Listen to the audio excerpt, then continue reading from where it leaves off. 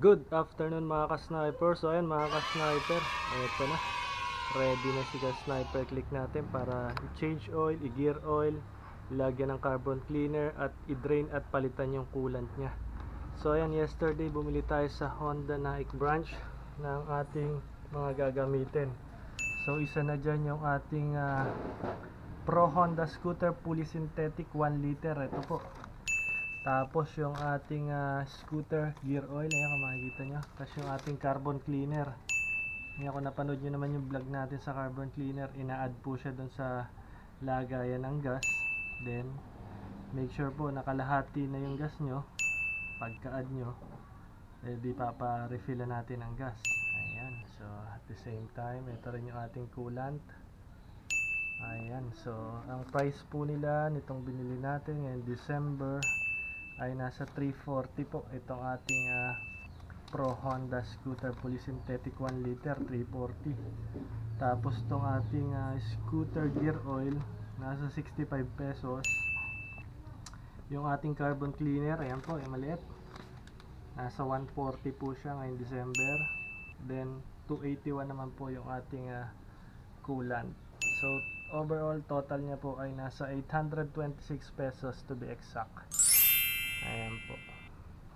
So tara mga ka-sniper, drain ko muna yung oil ni body, then change oil natin siya.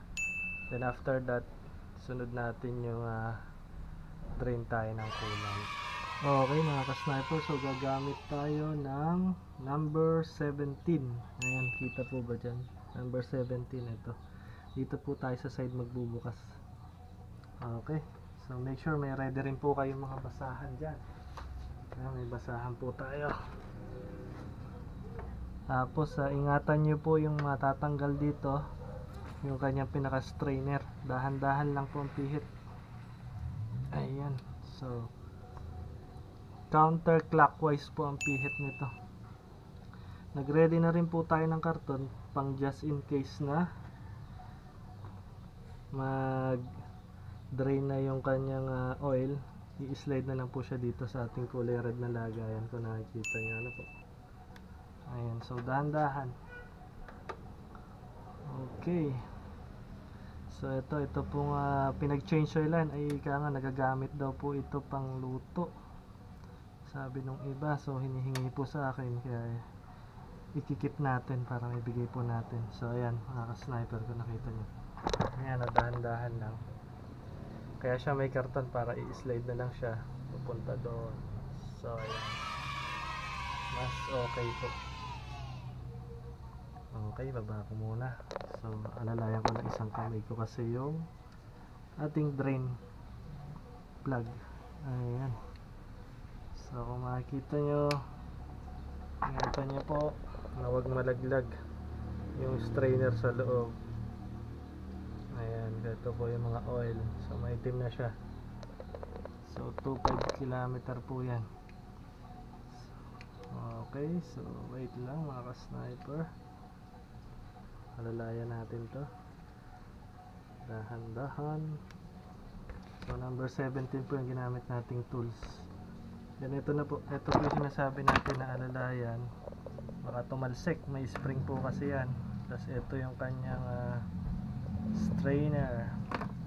So mas maigi may lagayan kayo para mas malinis nyo siya dyan. So tuloy-tuloy lang po yung pagdidrain. Yan po muna. Okay mga ka-sniper, so makikita nyo side stand dati. Naka side stand siya, tas hayaan lang muna natin siyang tumulo maigit, madrain. Para mas madrain siya, mas maganda, ay bubuksan natin yung dipstick dito sa kabila. Ayan mga ka-sniper, so ito kailangan nyo ng basahan, hand tight lang naman. Ayan, so okay, para mas ma-drain at pumasok ang hangin. So angat nyo lang pa ng kaunti, huwag nyo nang tanggalin, angat nyo lang para hindi mapasukan ng mga dumi. So okay, nakaangat lang yan para pumasok ang hangin. Then mas maganda, ayan o, mas lumalabas yung oil. Then later pag drain na Okay, so mga ka-sniper, so naibalik na natin yung drain plug tsaka yung strainer para dun sa sumasala ng mga rebaba. Then make sure na nakalock na maigi yun, hand tight lang, hindi yung sobrang higpit, baka ma-lost thread. So ito, gagamit na tayo ngayon ng Pro Honda Fully Synthetic 1 liter to, 10W30 para sa mga scooter natin. So then kailangan natin ng imbudo para mas madali nito siya maisalin. 800 ml lang yung isasalin natin. Kung makikita nyo, makikita nyo naman siya dito sa dipstick, lagay din dyan. And after drain 0.8 liter, so it means 800 ml. Hindi ako nagkakamali, no? So nasan yung 800? Ayan, so ito 800, may nakasulat naman dyan 600, 200, 400, 600, 800, and then yung kabuuan nito ay 1.0 liter. Ayan, so kung makikita nyo dyan, okay, salin muna tayo. Post ko lang, ready ko lang yung gagamitin natin, no? O di kaya i-stand natin dito yung camera para makita nyo rin. Okay, so magamit tayo ng imbudo. So natin to, okay, then dito natin lagay imbudo. Tapos ingatan nyo yung dipstick, huwag madumihan. After nyan, tayo ay bubukas na ng ating Fully Synthetic. Bagong bago mga ka-sniper, nakasilpa. Kailangan ko ng pambutas. Okay, yan, nabutasan na natin mga ka-sniper. Kung makikita nyo, ayan, butas na. So maglalagay tayo ngayon dito ng 800 ml. So diretso na dito 800 ml. Yan, salin tayo. Huwag mo masyadong biglayin, baka lumabis ko.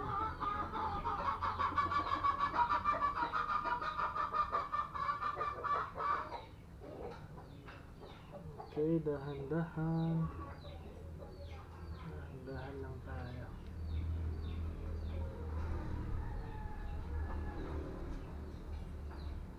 Check natin kung kulang pa. Magtitira tayo ng 200 kasi 1000 ml to, itong 1 liter.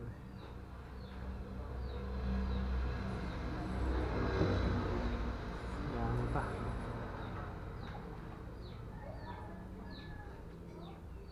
Ayun, take time na, huwag niyong bibiglayin, di baling unti-unti, at least sure kaya.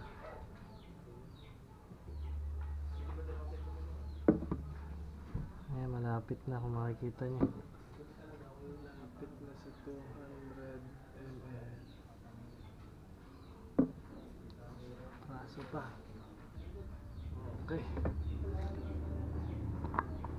Saya makikita nyo dyan mga ka-sniper, 200 ml. Alright, so takal muna natin para sigurado. 200 ml. Pasok. Takpan natin ang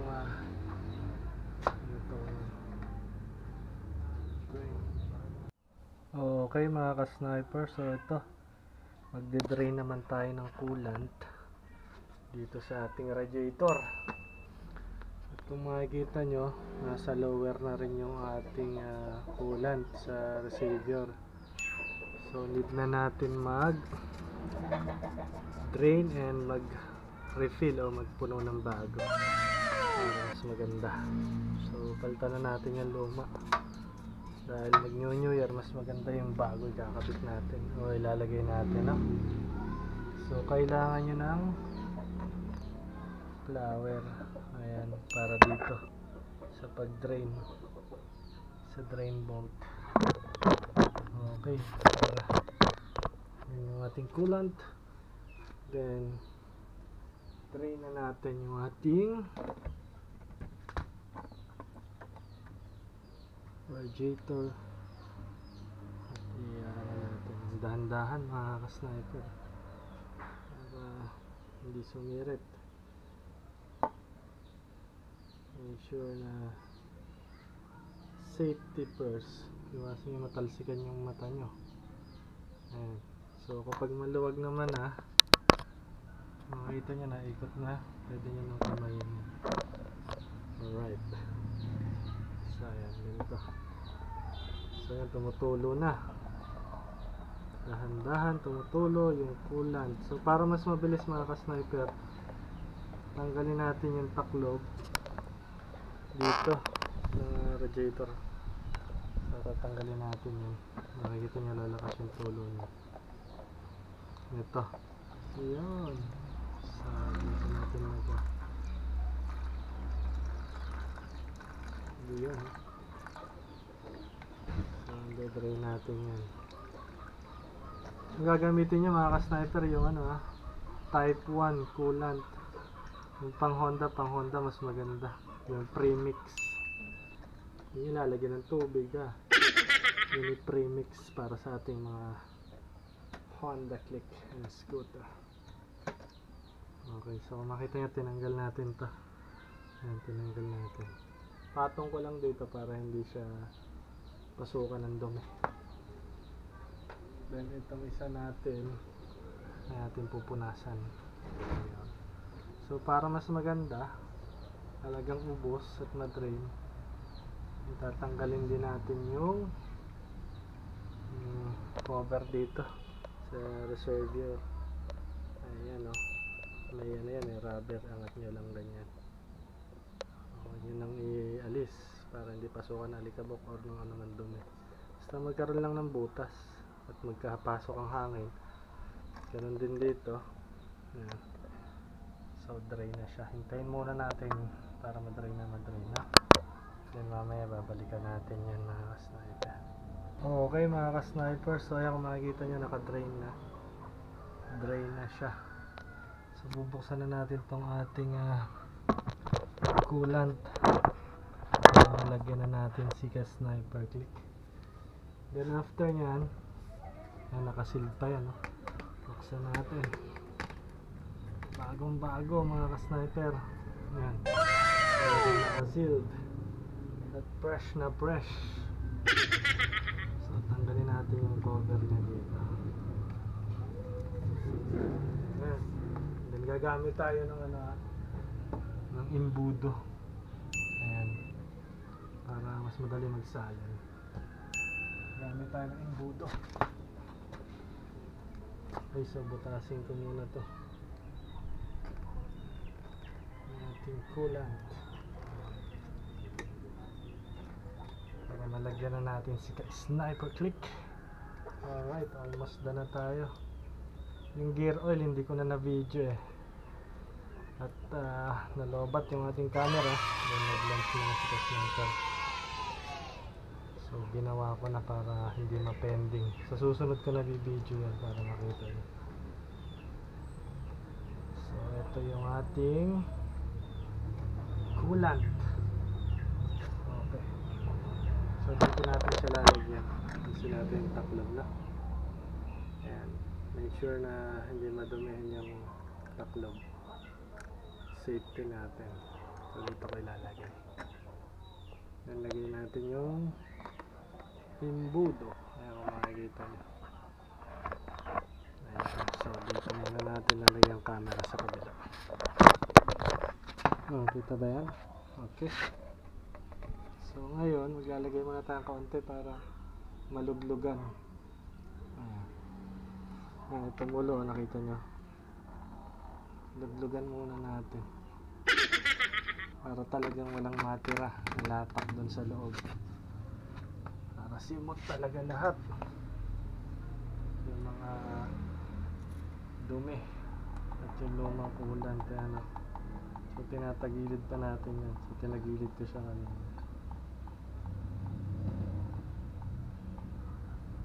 Okay, so pwede na yan. At least nabanlawan natin. Then ngayon ka-sniper, balik natin yung kanyang taklob. Balik natin yung kanyang taklob. Ayan, so ito yung taklob niya. Malinis na to. Ilinis na natin. Balik natin yung kanyang taklob bago natin siya salinan, ano? Okay, so yan, dito lang yan.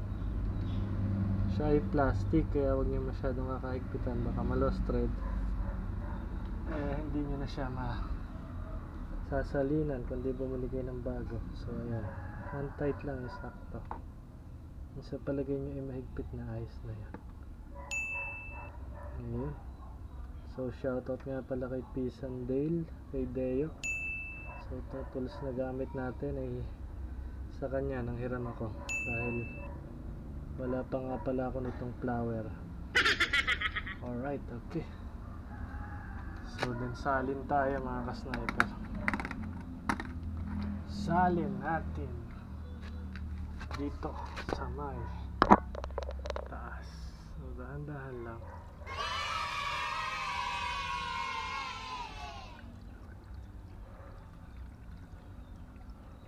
So salin. Okay, ayan. Okay. Basta baka umawas. Basta tayo. Punas. So ayan. Diyan na muna yung camera para maalalayan ko yung pagsali natin. Then mamaya start natin siya ng 10 to 15 minutes para mag-circulate yung coolant. At the same time yung ating oil. So kaka-change niya, pinagsabay ko na ang mag-start. Okay. So ayan mga ka-sniper. Ayan yung muna bumaba. Hindi na tayo maglalagay dito sa reserve pag tayo ay nakapag-start na ng 10 to 15 minutes, no? Okay, sige. Ayan mga ka-sniper, start na natin si Buddy. So okay mga ka-sniper, ayan, i-start na natin si Buddy. Oras. At tatanggalin din natin yan, o yung nakasulat dyang change oil. 4:05 ko siya binuksan. 5, 10, 15, 20, 420 para mag-circulate. Hindi mo na tatakpan. Tapos muna siya para mag-circulate na maayos yung ating coolant. So mamaya pag okay na, lagyan na rin natin itong ating save yan. Okay? So ayan muna mga ka-sniper. Dito na natin tatapusin ang ating DIY. Ayan, so bago mag New Year, at least talagang pogi at good condition ang ating ka-sniper click. Thank you Lord. Maraming salamat mga ka-sniper, and advance happy New Year po sa inyo lahat. God bless po. Ingat palagi po.